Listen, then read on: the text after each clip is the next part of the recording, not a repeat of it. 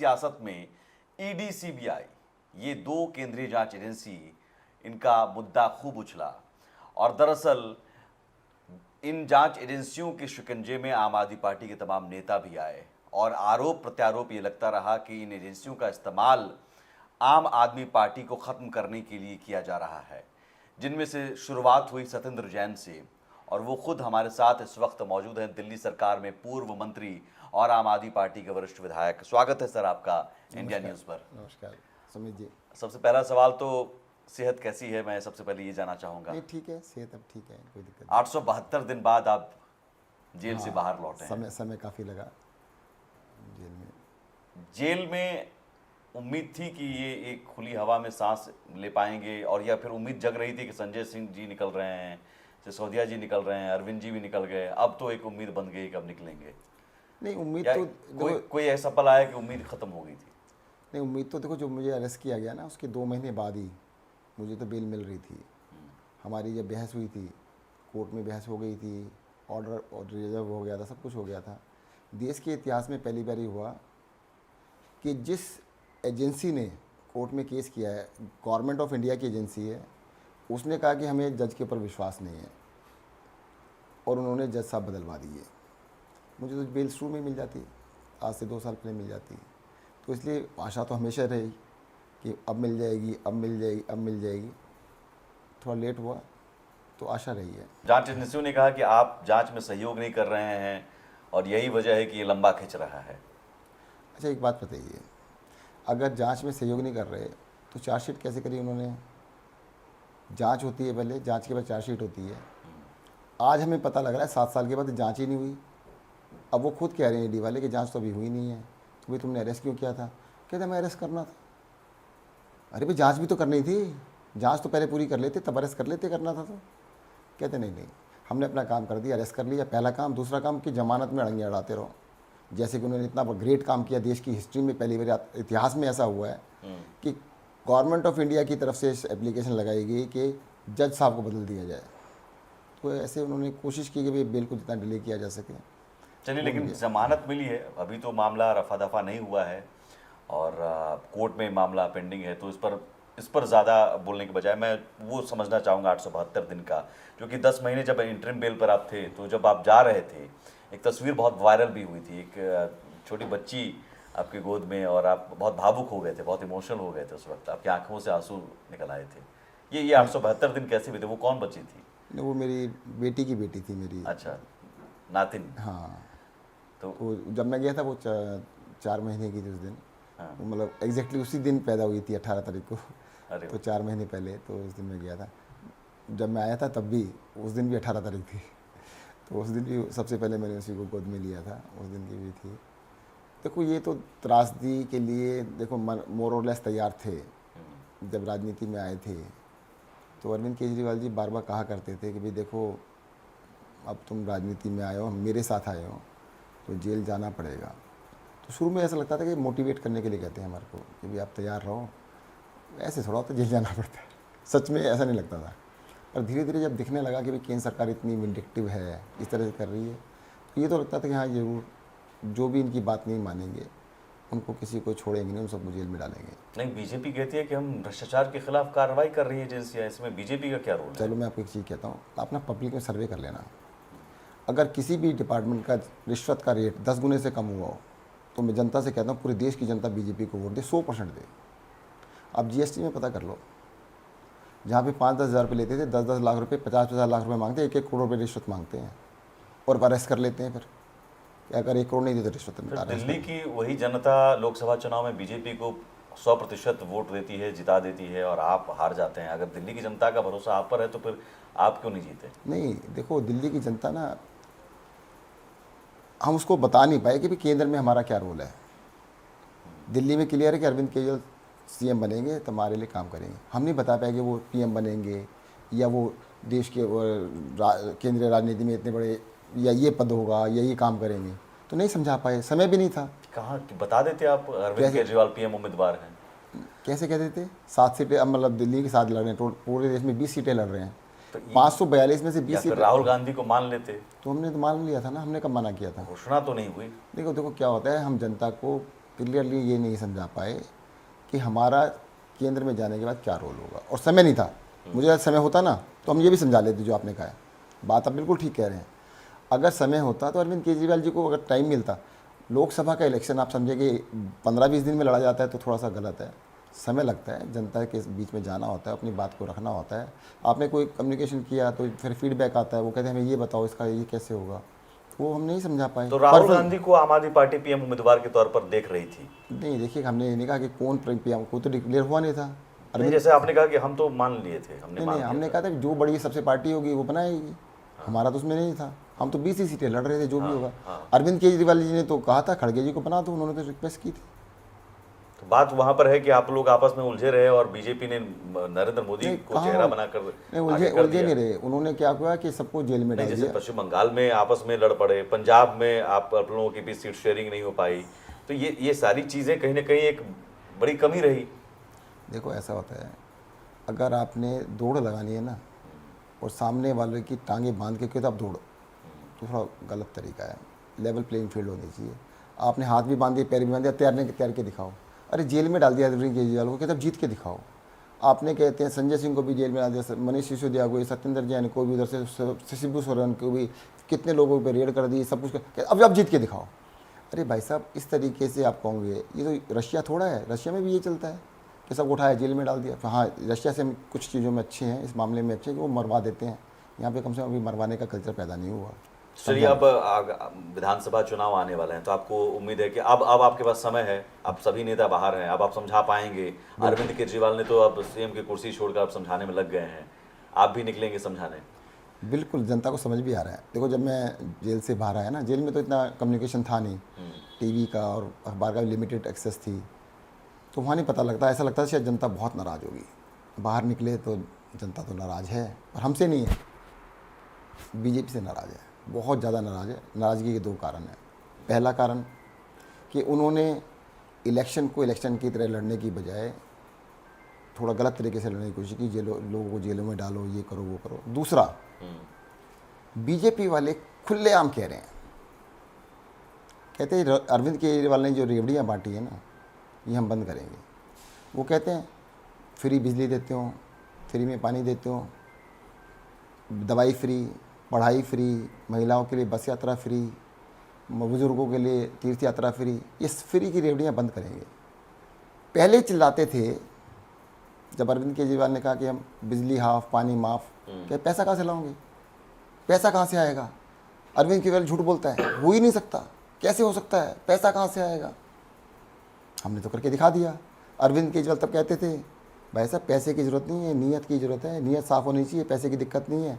अब वो तो बात तो चली नहीं इनकी, अरविंद केजरीवाल ने करके दिखा दिया। अब ये कहते हैं अरविंद तो कर दिया, अब इसको हम बंद करके दिखाएंगे। जनता कह रही है भाई साहब तुम्हें मौका देंगे तभी तो बंद करोगे, तुम्हें मौका हम देने वाले नहीं है। ये पता क्या कर रहे हैं, दिल्ली को एक बस मान लो, दिल्ली की जनता ने अरविंद केजरीवाल को ड्राइवर बना दिया कि भाई दिल्ली की बस चला लो, सब बैठे हैं उसके अंदर। तो बीजेपी को ये कहना चाहिए था कि भाई हम दिल्ली की बस केजरीवाल से अच्छा चलाएंगे, हमें ड्राइवर बना दो। जनता कहती ठीक है देख लेते हैं, अगर आपको अच्छी चलाने आती है हम देख लेते हैं आपको। कहते बस तो हमें चलानी आती नहीं, हम केजरीवाल की बस, जो बस केजरीवाल चला रहे हैं उसके ब्रेक फेल करेंगे। यार ब्रेक फेल करने वालों को जनता पसंद नहीं करती। काम करो ना, केजरीवाल से अच्छा करो, तुम दूसरे राज्यों में करके दिखा दो। ये क्या मतलब हुआ? अरे भाई केजरीवाल ने कोई नया टैक्स नहीं लगाया, केजरीवाल ने कोई कहते हैं नया कर्ज नहीं लिया, केजरीवाल ने जिसे ये बीजेपी वाले रेवड़ियाँ कहते हैं सब कुछ करके दिखा दिया। तुम कहते हैं हम इसे बंद करेंगे, ये क्या मतलब हुआ यार? तुमने खुद तो कुछ किया नहीं, जो अरविंद केजरीवाल करे हम उसको करने नहीं देंगे।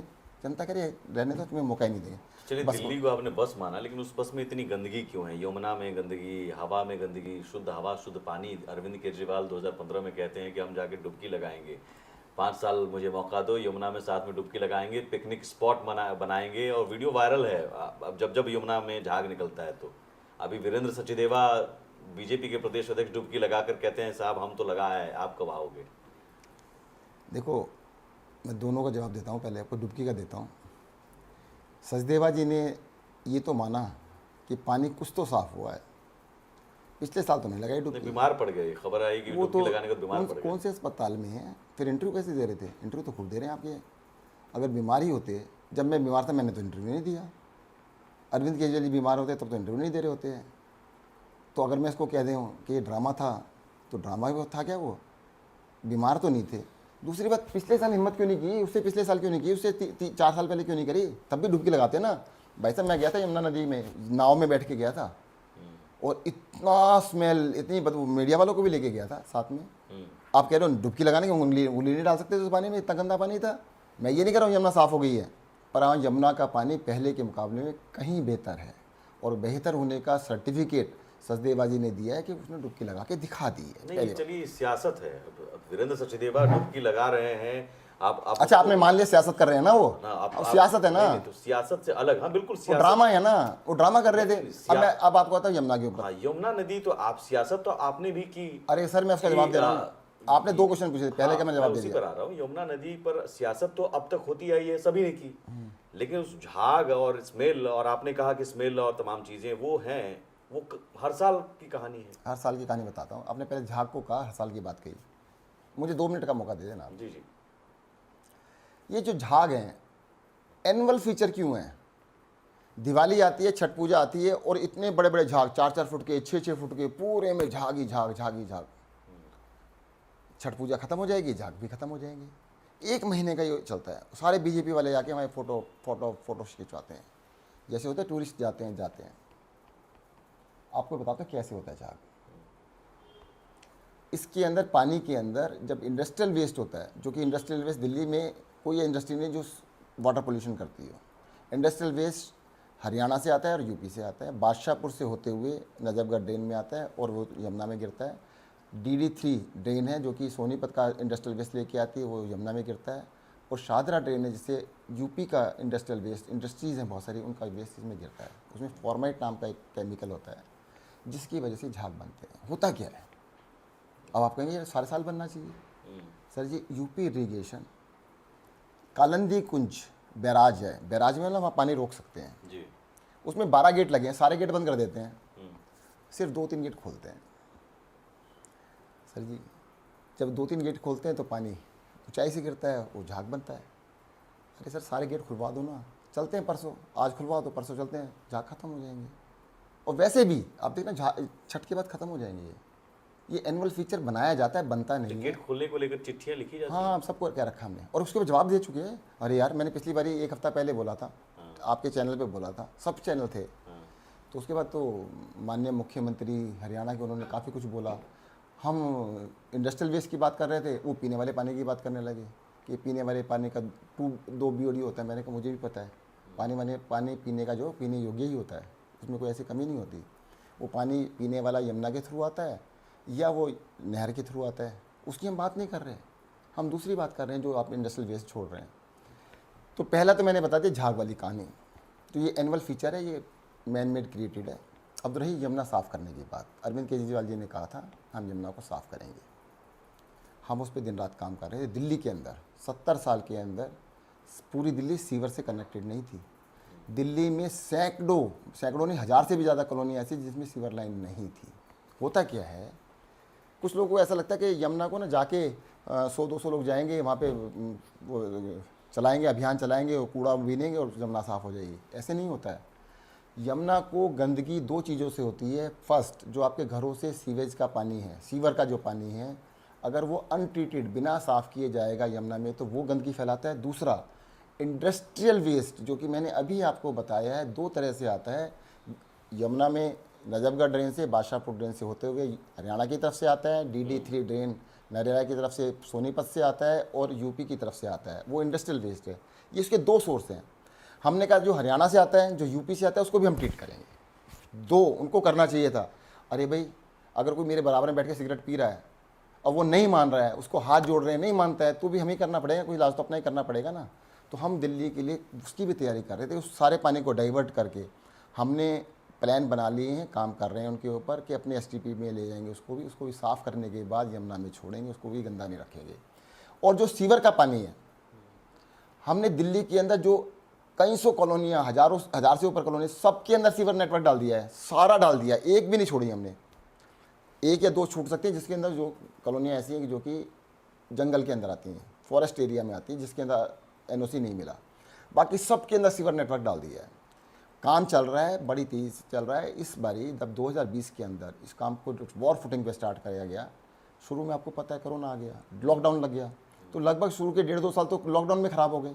लॉकडाउन में कोई काम नहीं हुआ, दिल्ली में क्या कहीं भी नहीं हुआ, तो उसकी वजह से थोड़ा डिले हुआ। बाद में देखो, जैसा पहले ही बताया, मुझे भी अरेस्ट कर लिया गया। अरविंद जी ने ये काम मुझे स्पेसिफिकली दिया था कि भाई यमुना नदी को क्लीन करने का काम जल मंत्री आपको बनाया जा रहा है, इसको और कुछ हो या ना हो, इसको करके दिखाना है।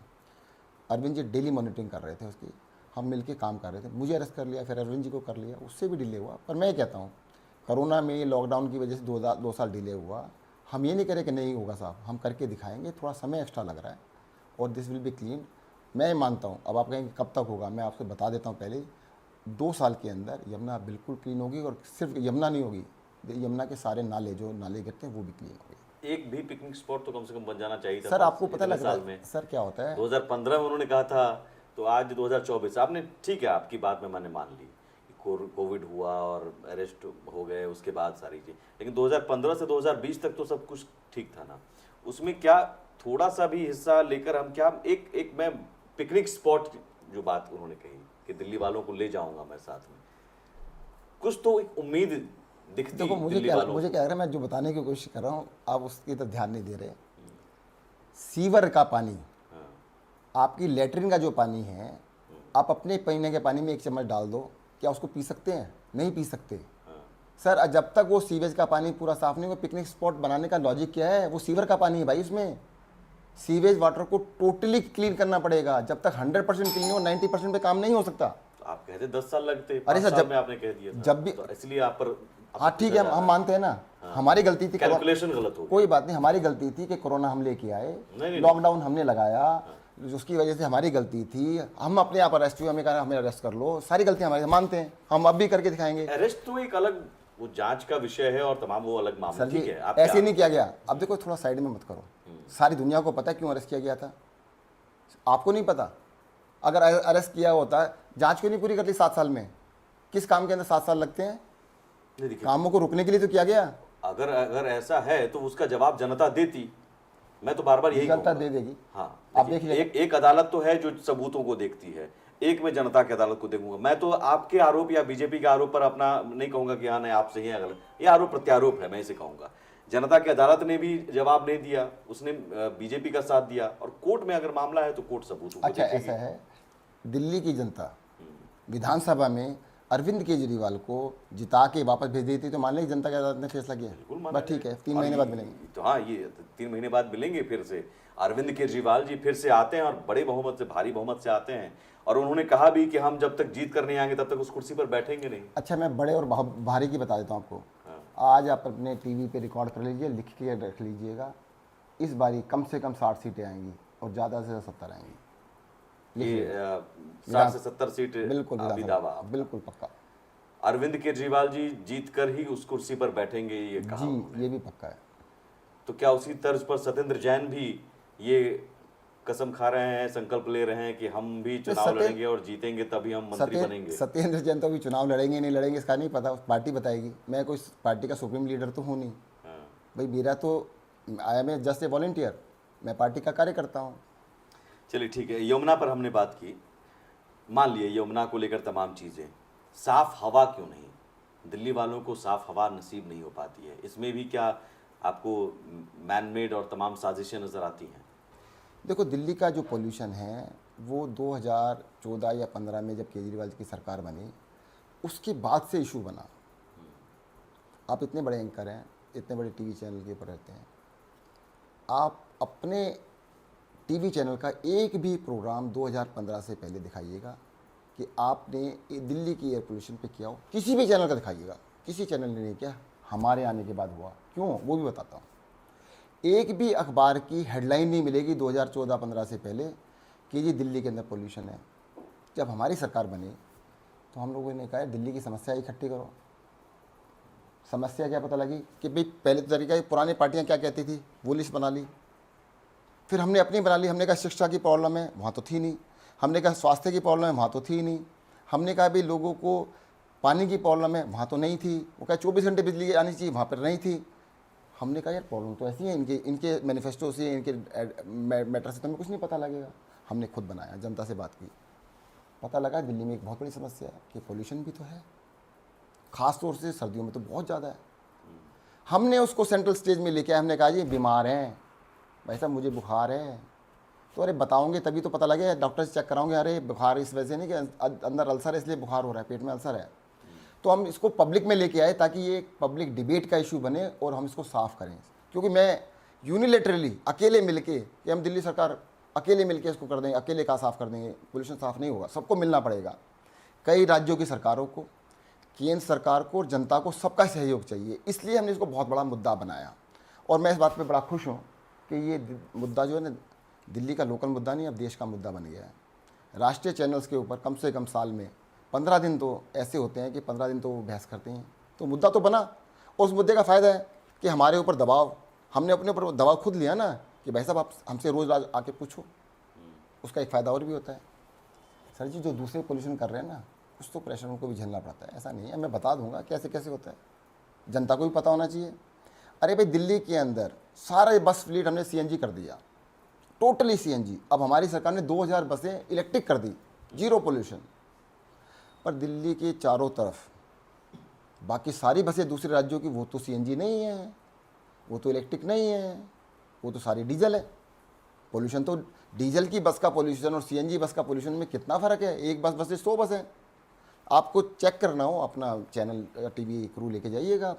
चलो आप ये कह रहे हैं वो बंद नहीं हुए। हाँ। देखो कहना तो आपको भी समझ में आ रहा है, जनता को भी समझ में आ रहा है। आप ये कह रहे हैं कि हर साल ये दमघोंटू हवा है, उसके लिए दिल्ली सरकार जिम्मेदार नहीं है, चारों तरफ की सरकारें जिम्मेदार हैं। नहीं जिम्मेदार है ना। अगर मैं आपकी वजह से मर रहा हूँ तो गलती तो मेरी है ही ना। तो मैं आपके आगे हाथ भी जोड़ूंगा, मैं कहूँगा भाई साहब इसको भी कर लो। मैं आपको एक और एग्जांपल देता हूँ, पंजाब, हरियाणा और यूपी, मैं पंजाब का नाम भी ले रहा हूँ। ये अच्छी बात है क्योंकि CM आतिशी गई थी तो उन्होंने हरियाणा और यूपी का सिर्फ नाम लिया था और पंजाब का नाम तक नहीं लिया। नहीं मैं ले रहा हूँ। जबकि एक रिपोर्ट के मुताबिक पंजाब में ज़्यादा पराली जलाने की घटनाएं सामने आई हैं। पंजाब, हरियाणा और यूपी में पराली जलाई जाती है, जिसकी वजह से जो पोल्यूशन होता है वो दिल्ली में भी तो वहाँ भी होता है। ऐसा नहीं वहाँ नहीं होता। ऐसा नहीं होता कि आप अपने सिगरेट पिएंगे और मुझे उसका नुकसान होगा, ये नहीं होता आपको ना हो। आपको मुझसे कुछ ज़्यादा ही होगा, कम नहीं होगा। 10% ज़्यादा हो चाहे ज़्यादा होगा। परंतु सेंट्रल गवर्नमेंट की रिपोर्ट है, पंजाब के अंदर जो आग जलाई जाती थी, पराली जलाई जाती थी, इस साल 50% कम है। जो घटनाएं हैं 50% हो गई। नहीं, फटकार लगी है सुप्रीम कोर्ट में पंजाब। सर ये फटकार तो मुझे भी लगी है, लगनी चाहिए। नहीं लगाई तो मैं कहूँगा लगाओ जी, सबको लगनी चाहिए, क्यों नहीं, जीरो होना चाहिए ना। तो ये नहीं, तो यही सवाल है कि हर साल फटकार लगती है, फिर कुछ दिन काम होता है, कुछ दिन FIR दर्ज होती है, फिर वही अगले साल का इंतजार। मैं आपको यही तो कह रहा हूँ, 50% पे ले आए ना, आने वाले 1-2 साल में 0 पे लेके आएंगे। परंतु साथ ही साथ हरियाणा में और यूपी में 50% और 70% बढ़ गई। ये कैसे हुआ? पंजाब में आधी हो गई, वहाँ पे 1.5 गुना हो गई, 1.25 गुना हो गई। ये तो ठीक नहीं है ना। उनके बढ़ा कैसे रहे हो? हम तो कह रहे हैं ना हमने आधी कर दी। मैं मानता हूँ 1 साल में ख़त्म नहीं हुई, 2 साल में ख़त्म नहीं, अगले 2 साल में ख़त्म होगी, 0 करेंगे इसको। अरे भाई हमारी सरकार वहाँ बन गई है ना, सीरियसली लगे हुए हैं ना। आधी करी ऐसे थोड़ा होती है, हमने आधी करी, इनकी बढ़ी कैसे? इसका मतलब तो जो हमारे पंजाब में आधी हुई वो भी तो 1.5 गुना होनी चाहिए थी। तो हमने पंजाब में कम की। अब सहयोग सबको ज़रूरत है। देखो दिल्ली में रहने वाले, दिल्ली के, ये नहीं कहना सारे दिल्ली के ही हैं, हरियाणा से भी लोग आते हैं, यूपी से भी आते हैं, बिहार से भी आते हैं, पंजाब से भी आते हैं, दिल्ली में भी कुछ लोग बहुत पहले से रह रहे हैं। Delhi is a cosmopolitan city, सबकी देश की राजधानी है, वे सब रहते हैं। तुम इसको सड़ा के क्या करोगे? अगर तुम ज़्यादा आग जला के या पराली जला के तुम्हें क्या आनंद मिलेगा? चलिए पराली मान लिया, थर्मल पावर प्लांट मान लिया, ईंट भट्टे मान लिए, लेकिन दिल्ली में जो डस्ट है, दिल्ली में जो धूल उड़ती हैं सड़कों पर, सड़कें कई ख़राब है। मैं अभी आ रहा था ओखला से यहाँ पर, तो मुझे भी बीच पीतमपुरा के आसपास, यहाँ आउटर रिंग रोड में कई जगहों पर सड़कें ख़राब दिखी। अच्छा, उन सड़कों को ठीक करने की, और उससे धूल उड़ती है, ट्रैफिक अगर होता है तो ट्रैफिक से फिर आप गाड़ी से धुएं के तौर पर प्रदूषण निकलता है। सड़कें ठीक रहे तो स्मूथली गाड़ी चलेगी। आपने बिल्कुल ठीक कहा, परंतु आपने 3 चीज़ें तो मान ली ना। आपने माना पराली वाली बात भी मान ली, आपने भट्टों की भी मान ली। मेरे मानने से नहीं होगा। एक मिनट, डिस्कस हो गया, आपकी जिम्मेदारी। हाँ डिस्कस हो गया। अब मैं आपको पंजाब भी जिम्मेदार है, हरियाणा भी जिम्मेदार है, यूपी जिम्मेदार है, आपने मान लिया। आपने भी माना कि आम आदमी पार्टी की सरकार भी जिम्मेदार है। परंतु भट्टे बंद करने की जिम्मेदारी यूपी और हरियाणा की है। अब यही तो है कि आप, मुझे अच्छा लगा कि आपने ईमानदारी से कहा कि पंजाब भी है जिम्मेदार। मैं ये भी कह रहा हूँ, इतनी ईमानदारी से कह रहा हूँ, यूपी और हरियाणा को सारे भट्टे बंद कराने चाहिए। हाँ, और उनको सारे थर्मल पावर प्लांट भी बंद कराने चाहिए, वो भी यूपी हरियाणा को ही कराने और चाहिए। ये हर साल की कहानी कि सुप्रीम कोर्ट तीनों राज्यों को फटकार लगाती है, मुख्य सचिव को बुलाकर डांटती है, और फिर उसके बाद फिर कुछ मामले दर्ज होते हैं, असर होता है, फिर हर साल की कहानी है कि दम घोटू हवा। आप भी सरकार में बैठे अगर कोई मंत्री या अधिकारी है तो वो भी वही हवा ले रहे हैं, आम आदमी भी वही हवा। आम आदमी पूछती है भाई क्या है, कहानी क्या है हर देखो, साल। मैं यही बता रहा हूँ कि आम आदमी को हम बताना चाहते हैं, ट्रांसपेरेंटली बताना चाहिए हो क्या रहा है सब कुछ। उसके बाद जितना हमारे बस में हम सब कुछ कर रहे हैं, और दिल्ली की हवा को एज फार एज पॉसिबल हम क्लीन करके दिखाएंगे। हम झीलों का शहर बना देंगे, झीलों का शहर। अब उस पर एक मीम बनने लगता है सोशल मीडिया पर, जब बाढ़ आती है तो देखिए भाई सड़क पर पानी बह रहा है, यही झीलों का शहर है। मैं अमूमन आप सोशल मीडिया पर आप भी अगर देखेंगे तो इस तरह के मीम्स बनते हैं। नहीं, मैं देख नहीं पाया 2.5 साल से। नहीं, आपके नेता, आपके कार्यकर्ता बता देंगे, और मैं देखता हूँ तो मुझे हैरत होती है कि आप ठीक है, मत बड़ा सपना दिखाइए, छोटा ही दिखाइए। कई सारे, मैं ये नहीं कह रहा हूँ कि सिर्फ आप या आम आदमी पार्टी, कई सारी पार्टियों में इस तरह के जो वादे होते हैं, क्या और जब सरकार में आते हैं तो आप तमाम कारण गिनाए लगते हैं। झीलों का शहर बना देंगे, सूखा का पानी की कमी हम ख़त्म कर देंगे। इसी साल गर्मी में टैंकरों के लिए मारामारी की तस्वीरें हमने देखी, और फिर उसके कुछ दिन बाद फिर देखते हैं कि फ्लड सिचुएशन दिल्ली में हो जाता है, और वहाँ पर बाढ़ की स्थिति बन जाती है। और हर सिचुएशन में एक ही जवाब, साहब इसके लिए तो बीजेपी जिम्मेदार है। अब मैं आपको जवाब दूँ जी, आपने झीलों के शहर की बात की, मैंने व्हाट्सएप तो नहीं देखी आपके, बट आप जो चल रही हैं दिल्ली के अंदर, पहली बारी हमारी सरकार ने, अब अभी जाएंगे, वापस जाएंगे वजीराबाद के साथ ना, 100 एकड़ का पूरी लेक नज़र आएगी आपको। वो सीवेज ट्रीटमेंट प्लांट है, दुनिया के अंदर ऐसा सीवेज ट्रीटमेंट प्लांट नहीं मिलेगा जो कि झील है। घूमने के लिए जगह बनाई है, अब द्वारका में चले जाइए, वहाँ तैयार कर चुके हैं। अभी रोहिणी में चले जाइए, वहाँ भी तैयार हो चुकी है। ये हम इतने कर चुके हैं। अब मैंने कहा कि हम जनता को सपने ना दिखाएं, क्यों ना दिखाएं? मैं कहूँगा हमेशा से देखो पढ़ाकू रहे हैं। फादर पूछते थे कितने नंबर लेके आओगे, 100 में से 100 आए 90 तो 2 थप्पड़ खा लेंगे, कोई बात नहीं, 90 ले आए ना। मैं 10 क्यों बोलूँ? आप चाहते हो कि मैं 10 नंबर बोलूँ? 10 में 10 शहर अरे सर, बन गया, बन रहा है, बन रहा है, बन रहा है। अब दिखाओ ना उनको। 2015 से अरे सर 2024 आ गया। अभी देख ली सर, ये झीलों के बारे में 2020 में बात की गई थी, उससे पहले नहीं की गई थी। अब ये सुन लीजिएगा, आप ना जो बना चुके वो तो दिखा दो कम से कम। आप कह रहे हैं 70 साल में कितनी बनी थी और अब इस पे कितनी बन गई, ठीक है, और आगे की कितनों पे काम चल रहा है, उसके ऊपर एक प्रोग्राम कर लेना, दिखा देना। नहीं तो मैं आपको सारा डेटा दे देता हूँ, आप उसके ऊपर कर लेना। जो ऑलरेडी बना चुके हैं, कम से कम यार, अगर वो एक हमारे को क्रिटिसाइज कर रहे हैं, आपको ऑथेंटिक देना चाहिए यार, इतना तो कर दिया। 100 में से 50 नंबर तो आ गए, पर इन्होंने ज़्यादा कह दिया, 100 कह दिया। इनको 10 कहना चाहिए, फिर 50 दिखाते, देखो 50 कर दिया। देखो जी, मैंने तो ये बात मानते हैं कि 100 कह देते हैं लेकिन 50 पूरा। देखिए 100 कहते हैं, नंबर लेकर 90 आए हैं। 100 में से 90 आए हैं ना, कोई बात नहीं, 10 चलो 50 आए हैं ना, जीरो तो नहीं है। सर हमसे पहले तो 70 साल में जीरो ही था, हमने 50 कर दिए, 50 को 100 भी लेके जाएंगे। आप क्या कह रहे हैं? तो 70 साल में जीरो रखने वाले तो कांग्रेस भी थे, बीजेपी भी थे। हाँ जी, तो कांग्रेस के साथ आप हैं? नहीं, जो भी थे। देखो नहीं, जीरो वाले के साथ कहा जाता है क्लास में आप संगति अच्छी रखें, तो जीरो वाले के साथ रहेंगे तो फिर पता चला जीरो सीख ले जाएंगे। संगति खराब कह रहे हो? आज हम चले जाएं तो बीजेपी हम गले लगाई है हमारे को, हम इतने बुरे हैं क्या? नहीं, हमारे बीजेपी और कांग्रेस दोनों हमारे में आप कह रहे हैं कि जीरो करने वाले हैं। हमारे में कांटे लगे हैं क्या? हमें सब गले लगा लेंगे, हम तो बड़े अच्छे लोग हैं, अच्छे काम करके दिखा रहे हैं। सब कॉपी भी करने की कोशिश करते हैं, होती नहीं, बात अलग है। चलो मैं आपके चैनल पे आज कहना चाहता हूँ, मुझे अरेस्ट करने के बाद आप सभी लोगों ने दिन और रात दिखाया कि एलजी साहब रोज़ कभी यहाँ पे जा रहे हैं पानी के लिए, कभी सीवेज ट्रीटमेंट प्लांट पे जा रहे हैं, कभी लेक्स में भी जा रहे हैं। जो आपकी लेक की बता रहा हूँ, वजीराबाद में वहाँ भी गए, फोटोग्राफ तो देखे ना मैंने, उसके अखबार में सब अखबार तो आते थे। तो साथ क्यों नहीं कर दिया उन्होंने? हम तो जेल में थे, आप ही क्रेडिट ले लेते हैं, हमने स्टार्ट कर रखा सब कुछ, सारा क्रेडिट आपको मिल जाता। और तब वो क्यों जा रहे थे उन पे, उन लेक्स पे क्यों जा रहे थे दिखाने के लिए? क्योंकि भाई साहब हमने स्टार्ट कर दिया था, और ख़त्म भी हम ही करेंगे, कोई और कर नहीं सकता। हाँ मैं मानता हूँ, फिर से रिपीट करता हूँ कि पहले वालों ने जीरो किया, हमने कहा हम 100 करेंगे, 50 पूरा करेंगे, बाकी 50 भी पूरा करेंगे। चलिए आप 50 कीजिए, लेकिन जीरो वालों की संगति से दूर रहिए ना।